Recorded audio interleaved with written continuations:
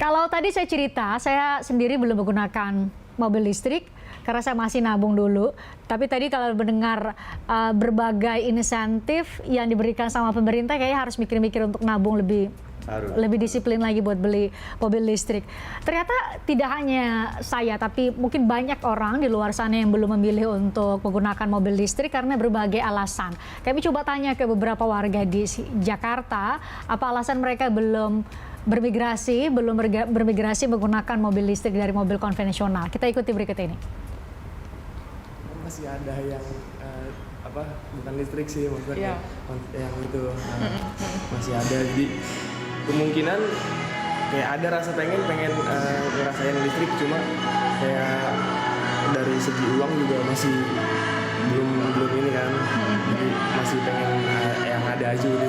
Yang saya tahu sih banyak teman-teman saya yang udah memakai kendaraan listrik itu lebih irit, jauh lebih irit daripada yang maksudnya yang masih mesin kan. Itu jauh lebih irit gitu, cuman ya ada rasa pengen coba gitu, cuman ya nantilah ke depannya. Mungkin bisa aja karena semakin banyak orang yang pakai gitu ya Mas ya. Karena kan teknologi juga udah semakin canggih, ke depannya juga mungkin udah akan listrik semua. Kalau itu mungkin karena masih kurang edukasi aja ya tentang kendaraan listrik, ya sekarang tuh masih kurang banyak informasi tentang kendaraan listrik gitu, jadinya masih bingung-bingung aja gitu. Dibandingkan kendaraan konvensional kan dia berisik gitu, maksudnya ada suara mesinnya gitu. Cuman kalau untuk kendaraan listrik itu kan suaranya lebih minim gitu, jadi kayak saya lebih suka aja gitu. Kebetulan juga saya juga kerja di dunia otomotif. Ya mengikuti dulu biasanya. Trial kan biasanya kalau yang awal-awal gitu. Kemudian harganya juga masih mahal gitu kan, gitu. Baterainya apalagi saya sih biar tidak terlalu ada kebisingan ya. Ya, kalau buat saya pribadi gitu, saya lebih suka tenang di jalan gitu. Itu sih, sama ya pasti hemat energi, BBM juga pastinya langka dan mahal. Berarti itu alasan nanti kalau misalnya Mas itu lebih terpacu lagi untuk bisa mengganti pasti mau nggak mau saya juga pasti akan. Ya, masih beragam alasannya. Ya, mungkin mudah-mudahan dengan segala kemudahan yang diberi sama pemerintah melalui salah satunya Pak Budi Karya di Kementerian Perhubungan, mungkin akan lebih banyak lagi yang bermigrasi. Kita bantu dua tujuannya. Ini memang butuh kontribusi kita semua. Satu, kita transisi energi untuk bisa lebih ramah lingkungan. Yang kedua, Pak, kita untuk mengatasi krisis energi ya, Pak ya. Kita coba untuk cari sumber-sumber energi yang lebih ramah lingkungan.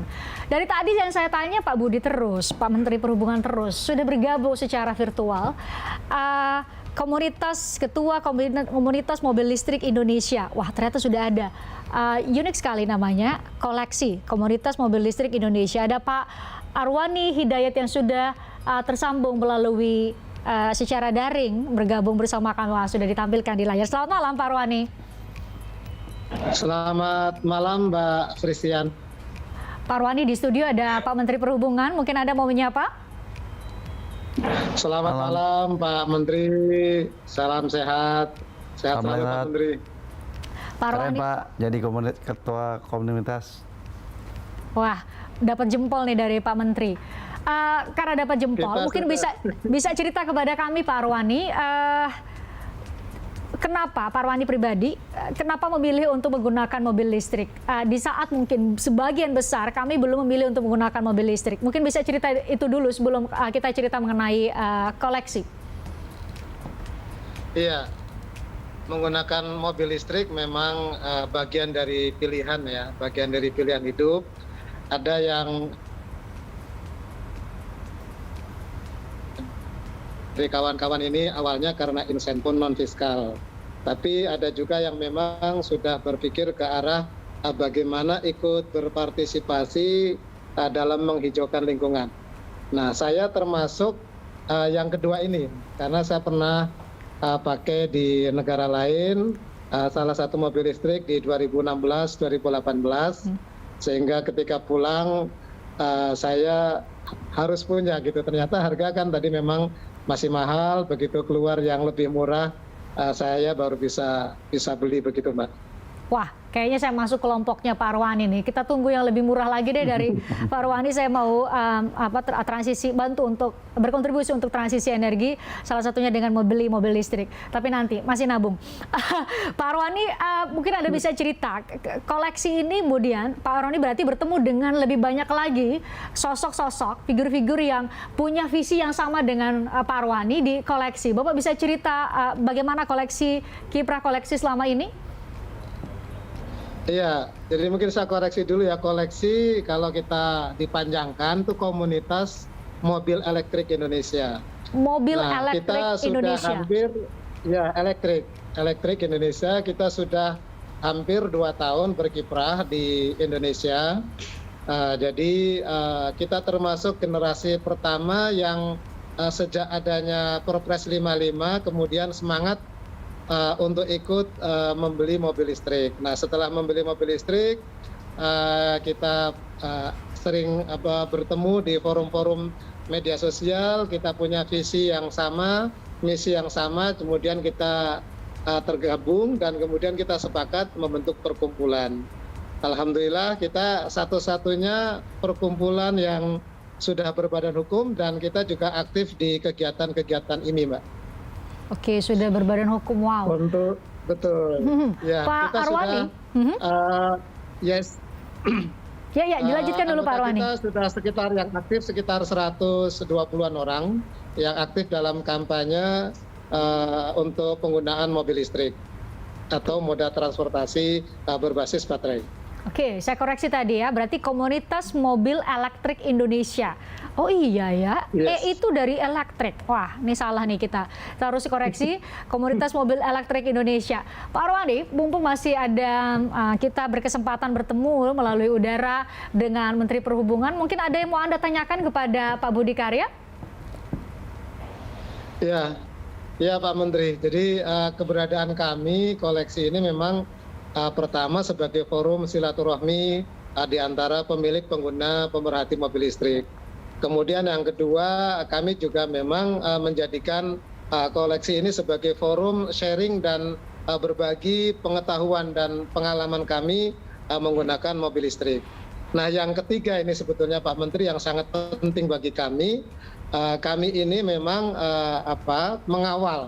mengawal kebijakan-kebijakan pemerintah terkait dengan percepatan penggunaan moda transportasi berbasis baterai atau mobil listrik atau motor listrik. Jadi kami melakukan advokasi dan kami juga siap menjadi mitra pemerintah dalam ikut juga merumuskan kebijakan-kebijakan dan mensukseskan elektrifikasi moda transportasi di Indonesia.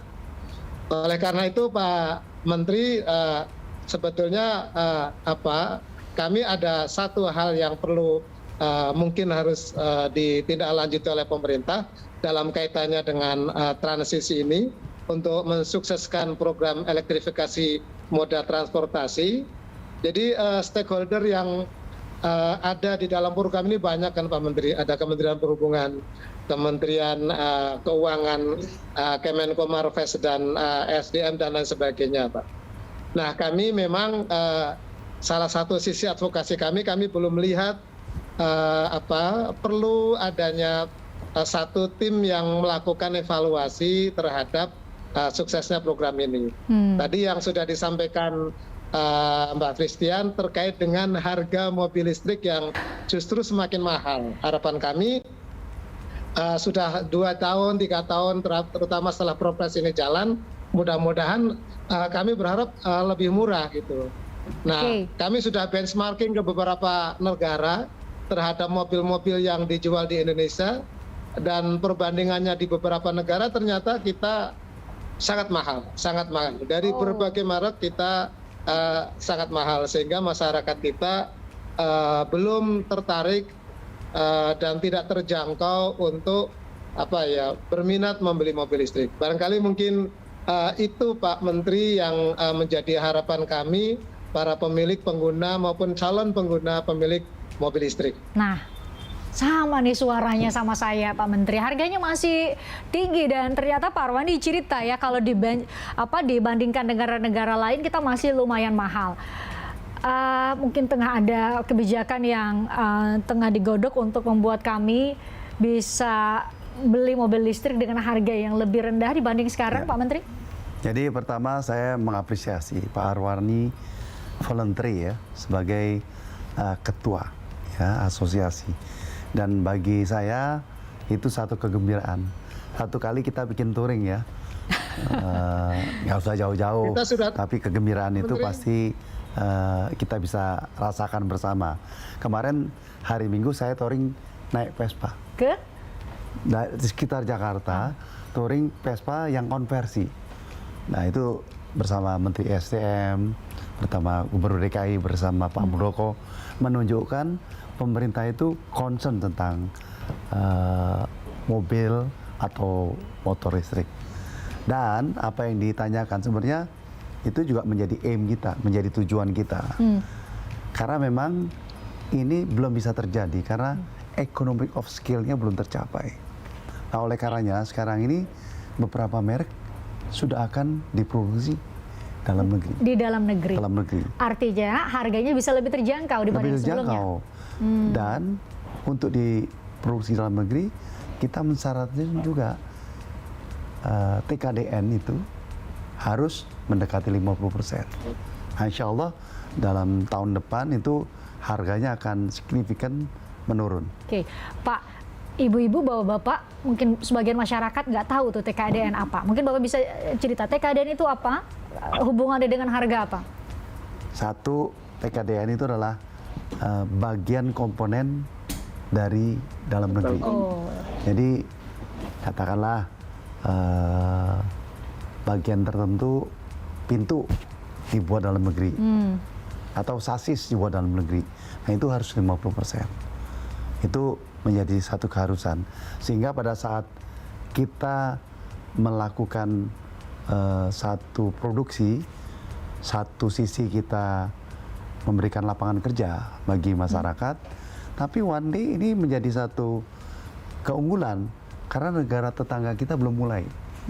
Jadi kita bisa ekspor nanti. Menjadi pelopor ya? Jadi pelopor.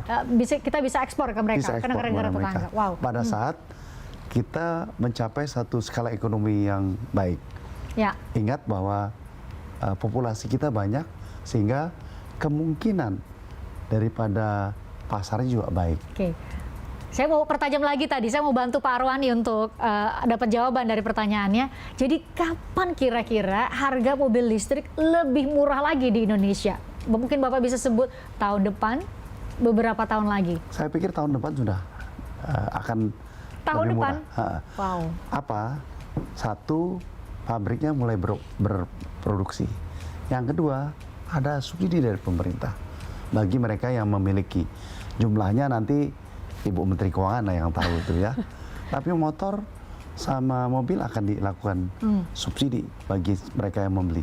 Jadi satu sisi karena skala ekonominya memadai, besar, harganya lebih murah, TKDN-nya banyak, tetapi nanti disubsidi juga. Jadi effort pemerintah ini sangat banyak dan tujuan akhirnya kita tidak saja sebagai pengguna, secara makro Indonesia juga sebagai pengekspor mobil listrik. Oke, Indonesia bisa menjadi pengekspor mobil listrik dan itu bisa menjadi sumber pendapatan negara juga. Tadi juga bisa menjadi meningkatkan daya serap. Jadi mungkin bagi Anda yang nganggur mungkin bisa ikut bekerja, jadi bisa dapat pekerjaan karena sebagian besar spare part-nya diproduksi dalam negeri. Pak Arwani juga mungkin ini menjadi pertanyaan sebagian besar. Anda mungkin punya pengalaman mengenai infrastruktur pendukung mobil listrik. Kalau punya mobil listrik itu kalau mobil konvensional kan SPBU hampir di setiap titik di jalanan di seluruh Indonesia mungkin. Tapi mobil listrik bagaimana? SPKLU itu bagaimana? Iya, infrastruktur untuk mobil listrik kan kita ada yang punya pribadi di rumah. Jadi rata-rata setiap pembelian mobil listrik kita mendapatkan portable charging, kemudian wall charging. Nah, so far untuk penggunaan di dalam kota memang kita tidak ada masalah apapun. Artinya sepanjang range-nya itu antara 300 km kita tidak ada problem untuk menggunakan daily use. Memang kita baru ketemu problem itu kalau kita sudah keluar kota, antar provinsi yang sudah di atas 300 km. Maka kita tentunya memerlukan infrastruktur yang disebut dengan SPKLU, Stasiun Pengisian Kendaraan Listrik Umum. Nah, alhamdulillah sih Pak Menteri, kami sebelum Pak Menteri kemarin ke Bali 20 mobil yang dari Kemenhub, kami koleksi sudah memulainya. Kami sudah mencoba rute Jakarta-Bali tanggal 7 Juli. 7 Juli kami memulai kegiatan e-mobility day dengan PLN. Jadi kita mengkampanyekan penggunaan kendaraan listrik baik motor maupun mobil dari Jakarta ke Bali, dan kami tidak mengalami problematika sepanjang perjalanan. Kami bisa melakukan pengisian meskipun karena jumlah SPKLU-nya masih terbatas, kami masih melakukan ya antrian, tidak bisa melakukan pengisian bersama-sama. Dan kami juga terus mendorong PLN agar segera melakukan pemerataan, terutama besaran atau kapasitas SPKLU terpasang, dan beberapa titik yang sudah kami juga selaku user sudah mengusulkan kepada PLN dari mulai dari Jawa Barat, dari Banten sampai ke Bali yang sudah kami alami. Dari jalur tengah, jalur selatan kita sudah mengusulkan kepada PLN selaku user dan PLN selaku pemasangnya gitu yang punya SPKLU, dan insya Allah untuk tahun depan pasca G20 sudah lebih banyak lagi daripada kemarin kita melakukan perjalanan ke Bali. Insya Allah sudah banyak dan jangan khawatir lah.